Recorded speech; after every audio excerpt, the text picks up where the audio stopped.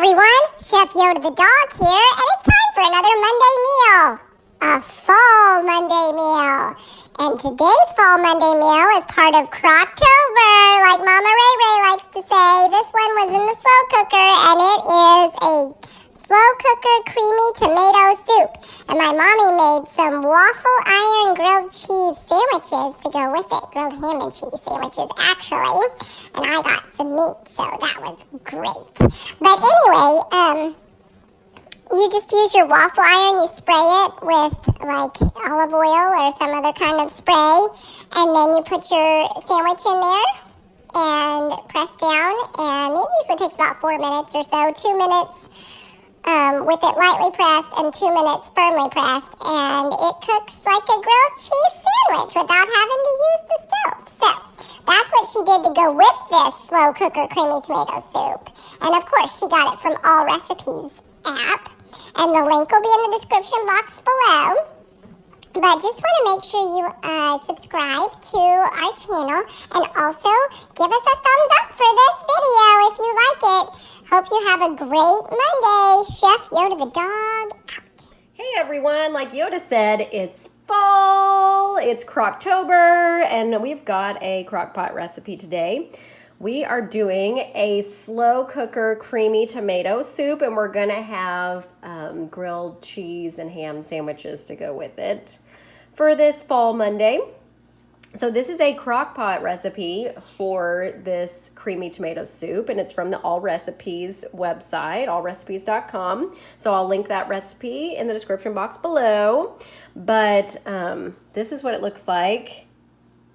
And we'll add another ingredient after 4 hours on high. But I just wanted to show you what it looks like. I've stirred it up, putting the lid on. It's going to cook for 4 hours on high. Let me show you what's in there. So I always spray my slow cooker with extra virgin olive oil spray before I put anything in there. So that is what I did first. And I got this from Sam's Club. It's Spice World Easy Onion. It's minced, ready-to-use onion. So I looked it up, and it's about a half a cup of this to every one small onion. So this recipe calls for 2 onions that you would have had to chop up and cook. So we're using 1 cup of this easy onion. And it really was easy. Then it called for garlic, but it said as much as you want, a minimum of 2 cloves. I used 4, so the equivalent is 2 teaspoons of minced fresh garlic. So I use that as well. You know how much I prefer garlic. And then it called for 2 28-ounce cans of tomatoes, like plum tomatoes in juice, and then you drain them, and then you'll have to like use an immersion blender or some sort of food processor later to blend everything up. You noticed that mine was not that. It was not whole tomatoes, so I used instead this tomato puree, which is a 28-ounce can, and then also diced tomatoes. So there'll be a little bit of tomato in there, but I probably won't puree it. It won't be that bad. And then I used some Italian seasoning. I looked it up, and it's 1 tablespoon of Italian seasoning, or any kind of seasoning you want, really, to make Italian-style tomatoes, because that's what these were supposed to be, and I didn't have any. So I used 4 tablespoons of Italian seasoning because we got bigger than 16-ounce cans of tomatoes here. So that's what I did to make them Italian style. Then you need 4 cups of broth. You can use chicken or vegetable. I use chicken, so 4 cups of broth are in there. And then 28 ounces of tomato sauce. I used 2 15-ounce cans, roughly the same. And then parsley. So you're supposed to put 6 sprigs of fresh parsley in there, which I don't have. I have dried parsley. So I looked this up, and parsley fresh to dry is a 2-to-1 ratio. So I just put in 3 teaspoons of fresh parsley. And then a teaspoon of salt. So I use my sea salt here, and then a teaspoon of sugar. So this pure all-purpose stevia blend is a 2-to-1, so I did half a teaspoon of this. But if you have regular sugar, it's a full teaspoon.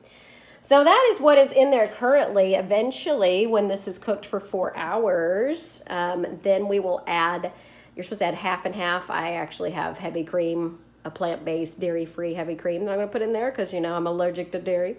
So that'll be put in there after 4 hours, and I'll show you that and show you the finished product. All right, see you then. Okay, so here is our creamy tomato soup in the slow cooker after we have added our cream. It's supposed to be 2 cups of half and half, but this is what I have that's non-dairy. It's new. It's by Country Crock. They have non-dairy butter too. But it is plant cream. So it's made of like lentil protein, I think.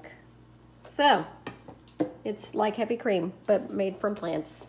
So if you're allergic to dairy, this is a new one. Kroger had it today. So I put 2 cups of that in there, stirred it up. We're supposed to put the lid back on and let it cook for 20 to 30 minutes to heat through, and then it's done, and I'll show it to you. All right, here's the finished product. It's been about 20 or 30 minutes. I'm gonna turn it down to warm now.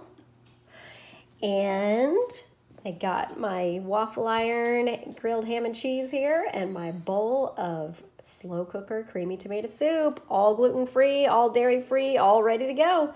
Happy Monday.